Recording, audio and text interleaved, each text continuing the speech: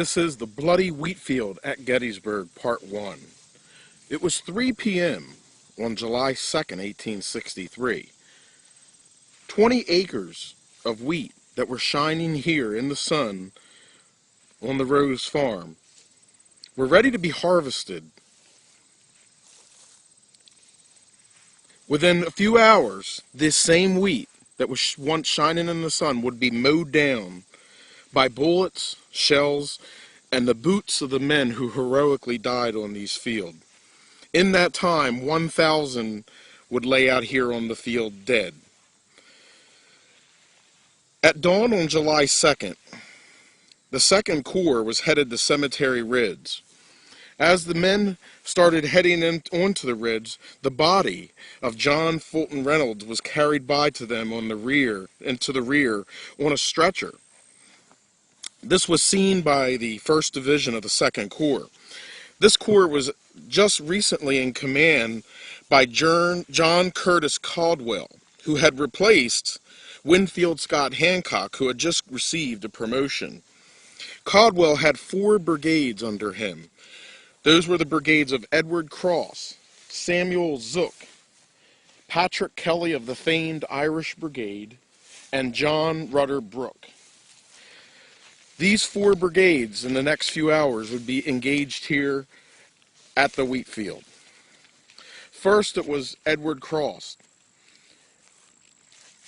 Edward Cross wore a red bandana in the battle.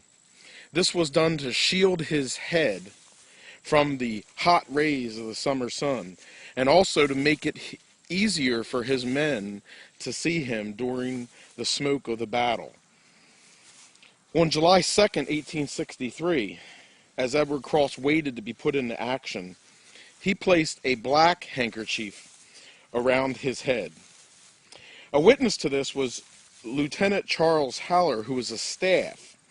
He was a witness to this. He was a witness that Winfield Scott Hancock rode up to him with the black bandana on his head, and he said to Edward Cross, "Today will bring you a star." Now that statement was meant to say that the battle and what he expected this battle to be would by the end of the day have Cross promoted to general.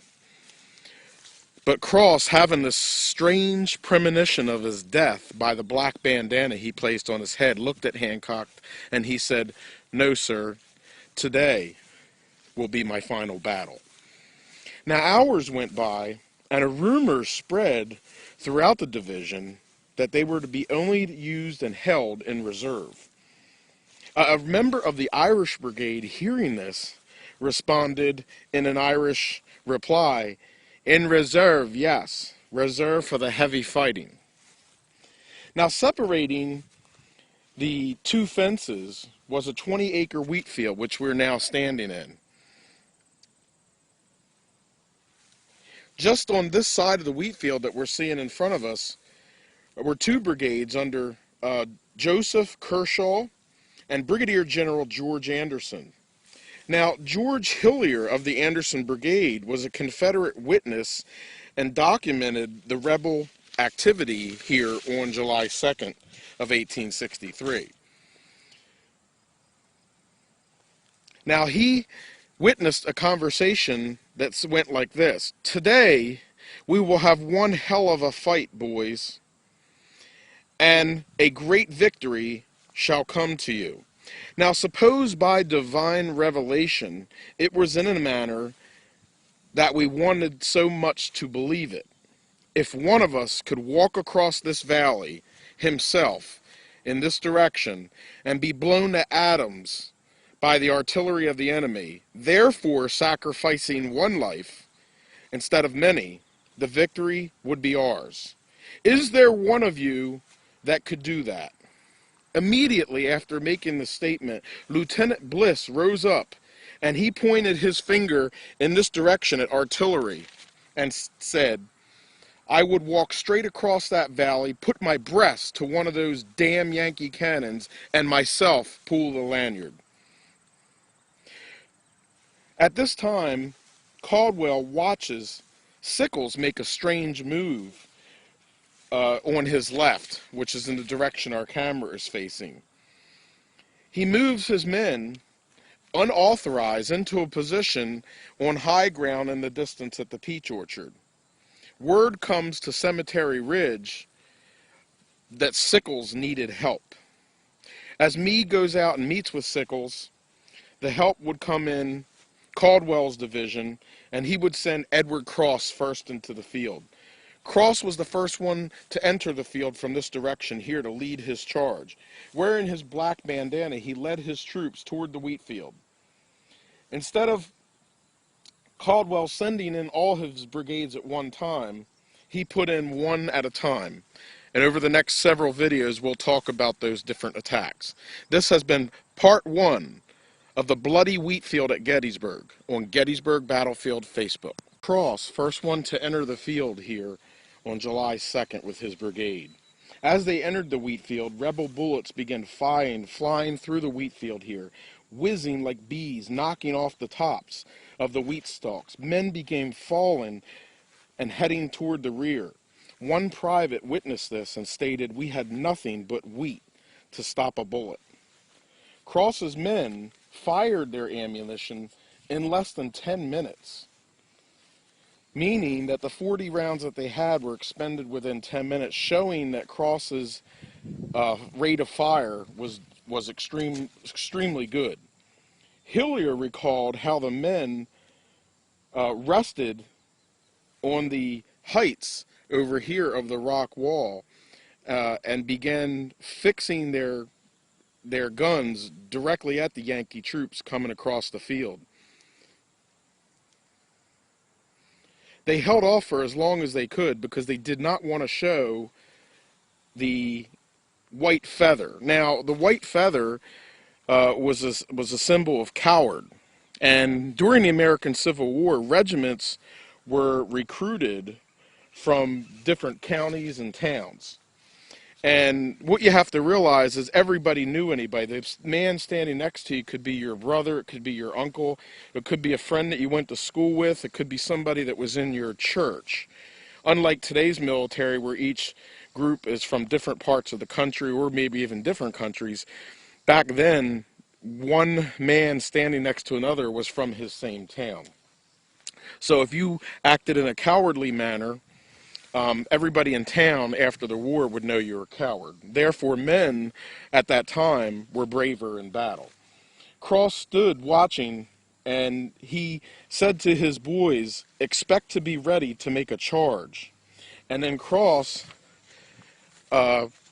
began with this smoke-filled battlefield, walking in this direction over here toward the woods.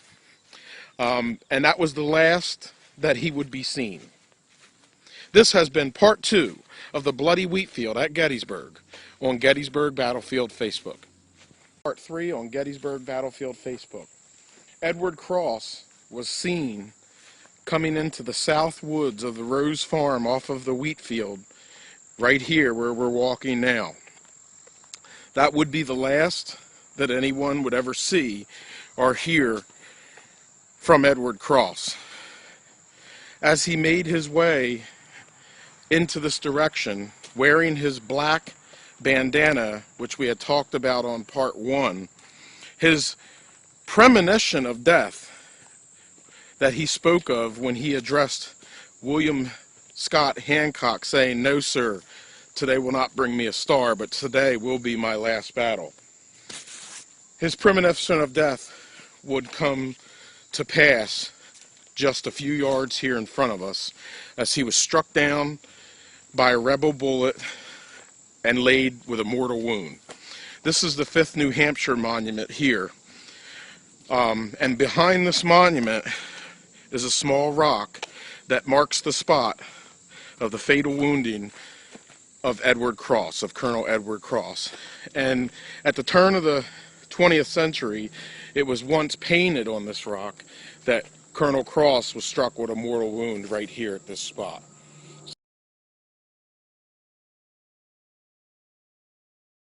So this is the Edward Cross rock, and I actually did a video earlier this year on the 5th New Hampshire monument and secrets that it contains of its own. So you want to go back through my videos and watch that. This has been part 3 of the Bloody Wheatfield the mortal wounding spot of Colonel Edward Cross on Gettysburg Battlefield Facebook. This is the Bloody Wheatfield at Gettysburg, Part 4 on Gettysburg Battlefield Facebook. Edward Cross has just been mortally wounded. Caldwell sends in another division under Brigadier General Samuel Zook, a northeast Pennsylvania resident. Zook comes in from the same area, and he is headed into the Wheatfield in the direction that our camera is now facing. And Sickles, who has already made a blunder by moving his troops out, now sends a rider to Zook as he sees him, and that rider intercepts Zook and puts him to move in a different direction than what Caldwell had placed him to come into the Wheatfield. As he was contemplating that order, he is struck down and killed. And a staff member sees Zook laying on the ground, and Zook looks up at him, and some of his last words was, "It is all up with me." And then, of course, he dies. Next would be the famed Irish Brigade under Colonel Patrick Kelly. And we did a video about the black hole here at Gettysburg and the Irish Brigade, which you'll want to come back and watch. Kelly is now sent in this direction. Earlier in the day, Kelly knelt with his brigade as the chaplain for the 88th New York, Father Corby, warned them that any cowards would face eternal damnation. And then he stood upon a rock as the men knelt in front of him, and he gave them the prayer of absolution, letting them know that anybody that came here today to the fight and acted in a heroic manner, if they be killed, they would be rewarded with heaven. Now, the Irish Brigade entered the Wheatfield with their green banners flying. Now, what they didn't realize was that the Southerners were here in this rocky ridge, and they had a higher position. The disadvantage to the Irish Brigade was that they were using small, or rather larger 69 caliber smoothbore weapons. And unlike the more modern rifled weapons, the smoothbores were accurate at a much smaller range than the rifled muskets, which meant that the Irish Brigade knew they had to get close to the Confederates and remain alive. Kelly, knowing this, started heading for this rocky hill here in front of us, which today we know as the Loop. Someone cried out as they entered this area, "There they are!" and the fight began.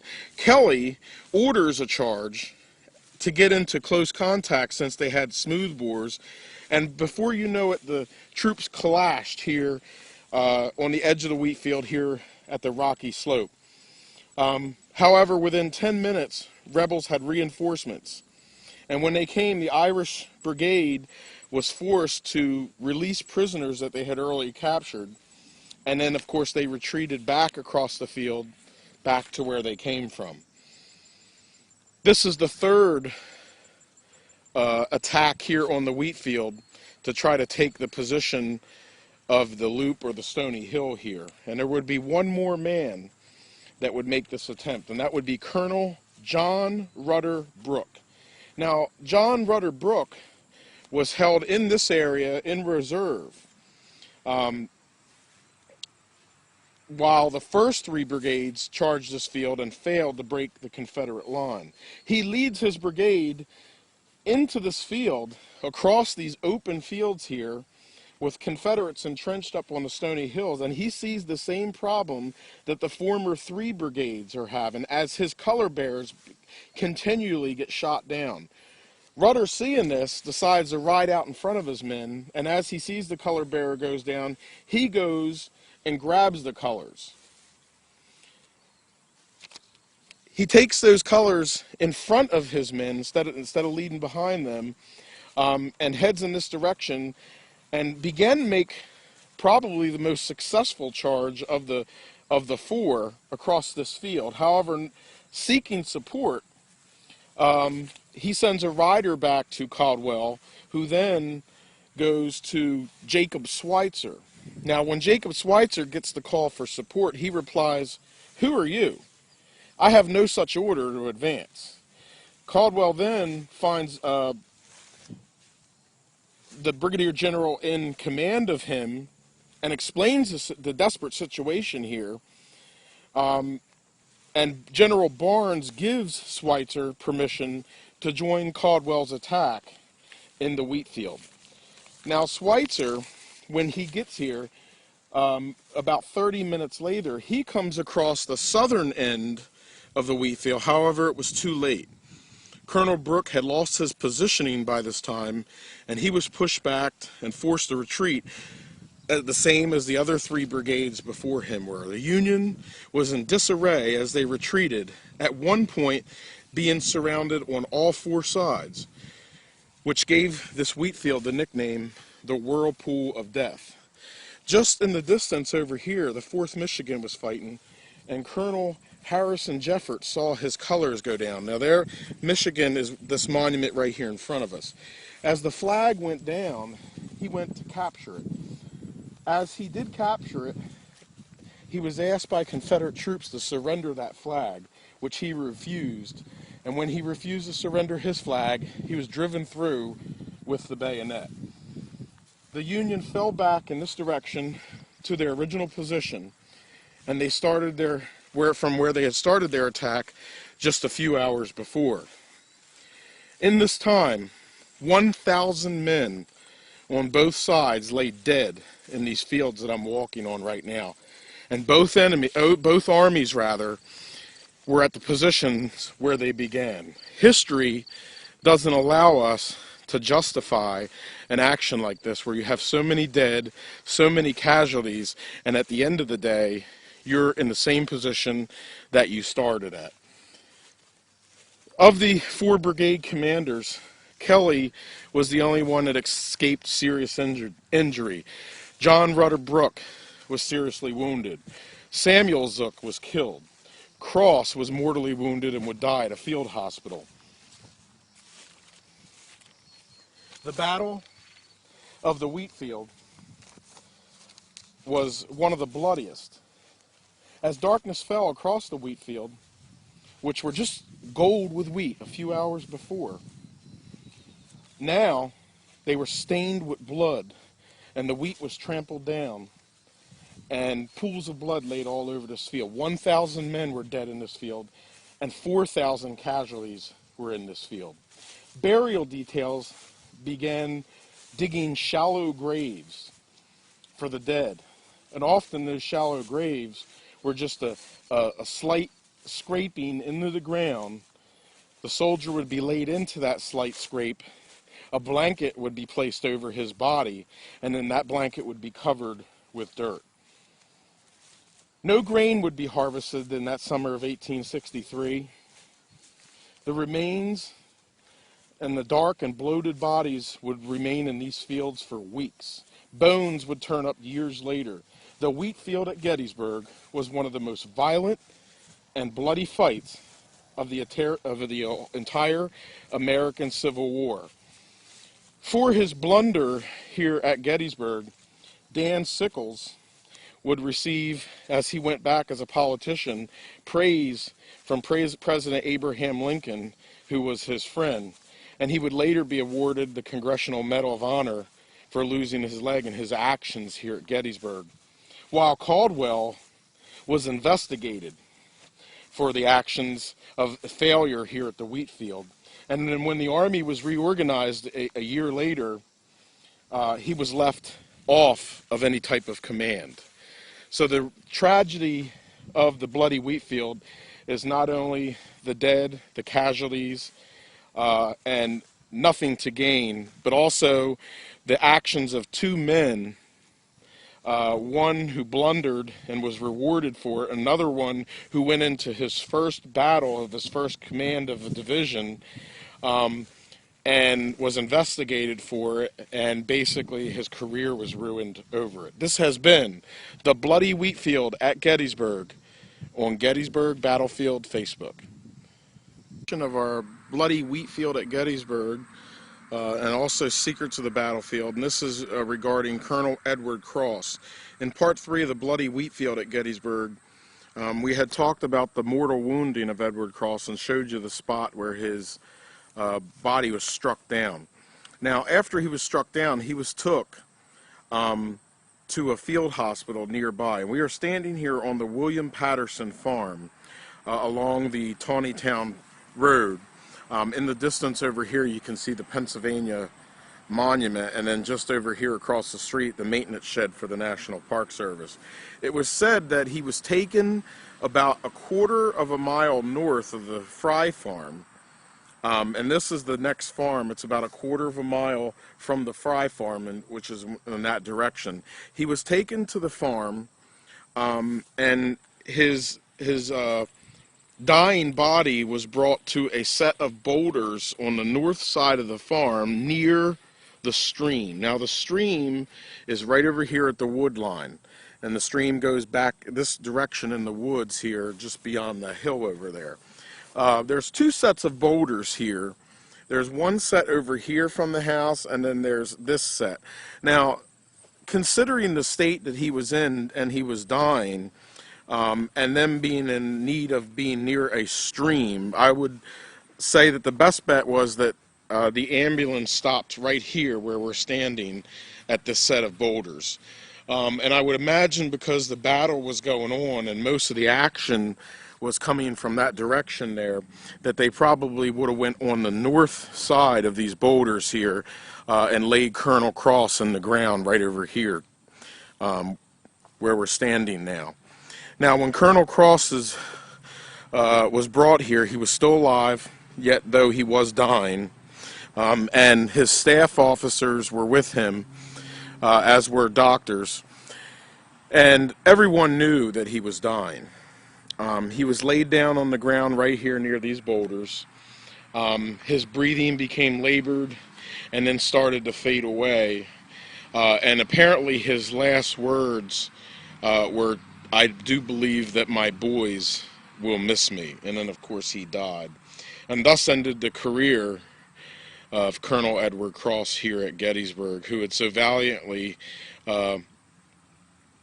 predicted his death by changing from a red bandana, which could be seen by his men even in the smoke of battle, and having on that morning placed a black bandana over his head, and then telling General Hancock that he would not receive a star that day, that this would be his last battle. He predicted it.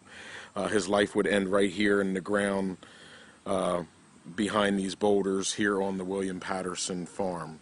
This has been the death of Colonel Edward Cross as a part of our Bloody Wheatfield at Gettysburg series and Secrets of the Battlefield here on Gettysburg Battlefield Facebook.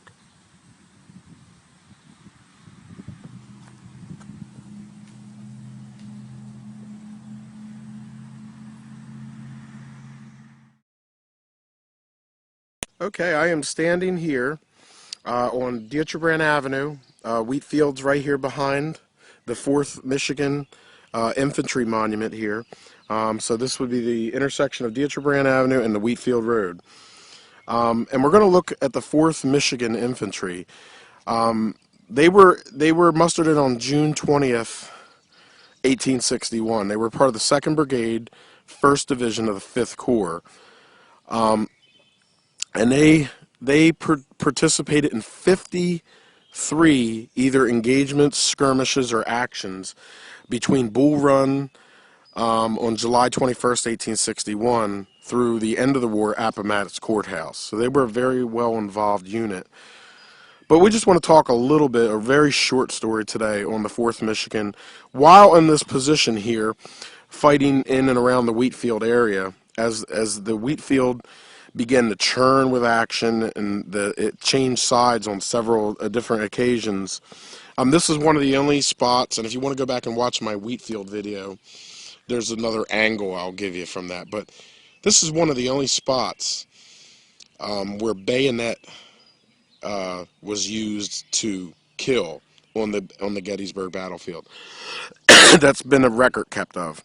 And quite often in this area. Bayonets during the Civil War were used more for candle holders and for cooking apparatuses, as you can see on my video I did on the 24th Michigan reenactors at the Pennsylvania Monument. Go there and I show you how they cooked using a bayonet. The 4th Michigan, when they came here on July 2nd, 1863, were in this area, and they gotten very involved in the fighting here. And a man named Harold Jeffords, seeing the flag of the 4th Michigan go down in the Wheatfield, probably not too far from this area, and their flanking markers, probably in the field there in front of us. But Colonel Jeffords seen the flag go down, and he decided he would go rescue it, and he did, and he picked it up. And as he began to retreat with the flag in his hand, he was captured by some Confederates who were going to allow him to turn over the flag and just become a prisoner, and he refused. Colonel Jeffords refused to give the Confederates back their flag, and he was bayoneted on the spot and killed. And his soldiers basically wrote an account of watching his eyes go from very bright to very dim as he died on the battlefield. So this is a little story, again, as I said on many of my monument videos. Monuments tell stories. This is the story behind the 4th Michigan Monument. That is Colonel Jeffords standing there with the flag in his hand, probably just seconds before he was killed by bayonet here in the Wheatfield area on July 2nd, 1862. This has been 4th Michigan Monument, Colonel Jeffords on Gettysburg. Okay, we are standing here at the Bloody Wheatfield, on the western side of the Bloody Wheatfield, and we're going to talk today about the Irish Brigade at Gettysburg, as well as the black hole that existed on the Union lines on July 2nd of 1863. As we stand here in front of the 57th New York Infantry marker, you can see the fence line which marks the western side of the Bloody Wheatfield. And in this area on July 2nd, 1863, as you see this hill in the distance with the artillery, the New York artillery, a brigade under Zook and the Irish Brigade under Colonel Patrick Kelly advanced over this hill into this direction and into this area. Now, to Kelly's left was this vacant hole right here in front of us, and then in the distance was Colonel Cross. Now, Cross was tied up with some problems of his own fighting, so in between Cross and Kelly was this vacant hole, or a black hole in the line, which was a compromise. And the bad thing about that is they were about to collide with Confederate troops advancing in from the George Rose Farm and the Rosewoods, which is in front of us. Now, in front of us, on the extreme right, was Sims' brigade. In the center was Kershaw's, and then on the left side was McLaw's.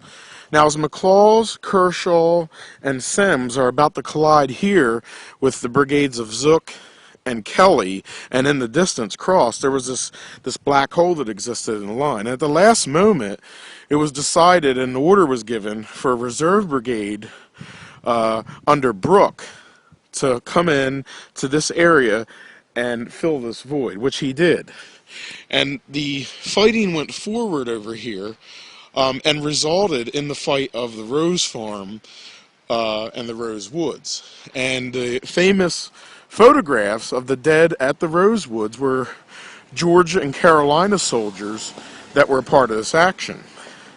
Now, a little bit about the Irish Brigade. The Irish Brigade was commanded here at Gettysburg by Colonel Patrick Kelly, and it existed of the 63rd, 69th, and 88th New York monument, or regiments, rather. The monument that's in front of us is what we know today as the Irish Brigade Monument, and it's dedicated to those three regiments, the 63rd, 69th, and 88th New York. It's probably one of the most photographed and beautiful monuments on the Gettysburg battlefield. And it's dedicated to these 3 New York infantry that were part of the Irish Brigade in the 2nd Brigade, 1st Division of the 2nd Corps that fought in this area around 6 p.m. on July 2nd, 1863. They suffered plenty of casualties, as the bloody Wheatfield was just that. It was very bloody. The monument features the Irish cross, the Irish harp, and it also has an Irish bloodhound.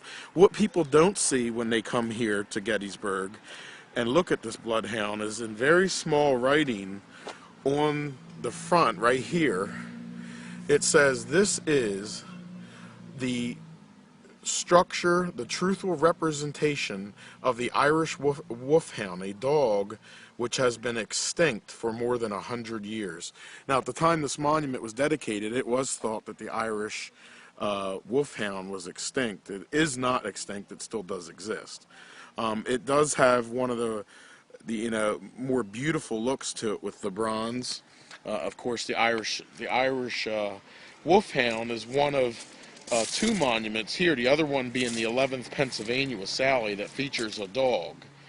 And then this other side here also has the architect. The architect was John H. Duncan, William Rudolph O'Donovan, and Maurice Power. They were the architect, the sculptor, and the founder in that order. Also, a part of the Irish Brigade was the 14th New York Independent Battery, who was their artillery. And again, on the back of the monument, on the back of the cross, the Irish cross, it does have the Corps logo of the cloverleaf. Now, like I said, the brigade entered the battle under the command of Colonel Patrick Kelly. They had 530 strong, 3 battalions of 2 companies that numbered 240 men. Now, the Irish Brigade, when it got started in 1861, had over 3,000 men. By the time the Battle of Gettysburg, it had become decimated. And, of course, here at this fight, on the western spur of the bloody Wheatfield, it took on a lot more casualties and left here with a lot less men than it came here with.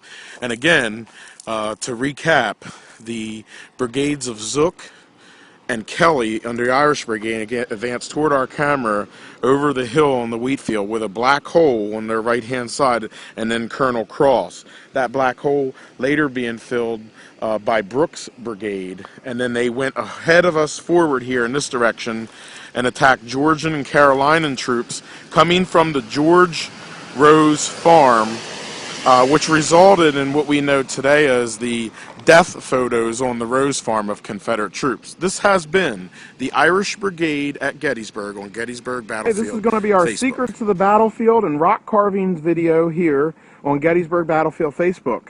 We're going to take a real quick look at this area. Over here in the distance is the bloody Wheatfield. To our right is the Rose Farm. This is the Irish Brigade monument of the 63rd, 69th, and 88th New York Infantry, which we're going to take a look at in a minute. And then the Rose Farm is just beyond that way. We're going to turn back here at the 5th Michigan Monument. When you come to Gettysburg and you're standing here in front of this monument, one of the rock carvings that is often not seen and overlooked actually sits here in this boulder in front of it. And the initials PB are actually carved into the rock right here. So that's one of the little secrets.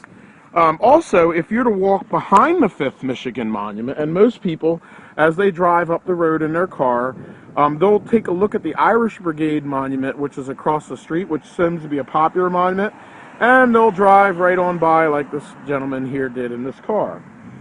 Most people, and as this person speeds up the road about 40 miles an hour on a 25, you'll also notice that they didn't stop to look at the monuments or anything either. So most of the time as people pass by here, sometimes fast, they won't look behind things. And if you walk behind the 5th Michigan, you'll see a plaque that says, "Behind this group of rocks on the afternoon of July 2nd, 1863, Surgeon Z. Bolston Adams placed the field hospital of the 32nd Massachusetts Infantry members of the 2nd Brigade, 1st Division of the 5th Army Corps. He established so near the line of battle that many of our wounded escaped capture or death by its timely aid, placed by the Veteran Association of the regiment. And basically what that means is Bolston Adams set up a field hospital, a triage field hospital, right behind these boulders here, protecting him from the oncoming assault of the Confederates. And this was probably, on the battlefield, one of the closest to the battlefield field hospitals during the Battle of Gettysburg. That rock we call the Dock Rock. The Dock Rock sits behind the 5th Michigan Monument and also behind the boulder that has the initials PB. Now we're going to walk across the street here at the Irish Brigade Monument. A lot of people love this bronze monument with the Irish bloodhound on it because of its artistic nature.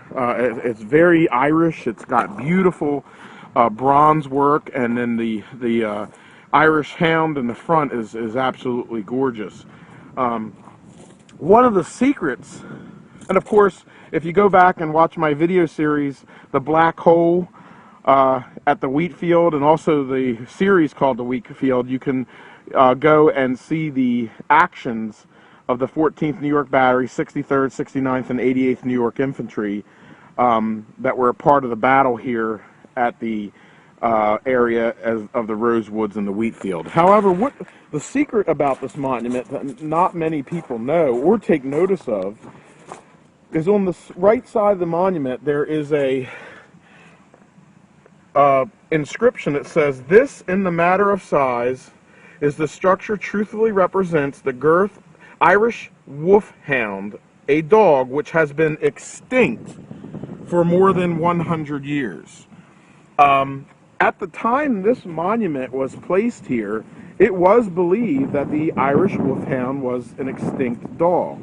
And as we know today, it is still not extinct, but it wasn't extinct at the time. So that was actually an oversight and a mistake that was written about the Irish wolfhound and placed here on a monument at the battlefield of Gettysburg. So here, again, as an example of what we try to do here at Gettysburg Battlefield Facebook, is we try to go a little bit more in depth than just looking at regimental movements and actions, but we take it a step further into the backwoods, the off the beaten paths, and the secrets of the battlefield, which in this case, just in this one spot between two monuments, there's basically 3 interesting facts. There's a rock carving that says PB, there's a dock rock of probably the closest field hospital, the surgeon Z. Bolston Adams of the 32nd Massachusetts Infantry, and then across the street here at the Irish Brigade Monument is an inscription on the side that reads that the Irish wolfhound is represented here on this monument and that it had been extinct for 100 years at the time this monument was placed, which of course is not true. This has been Secrets of the Battlefield here on Gettysburg Battlefield Facebook.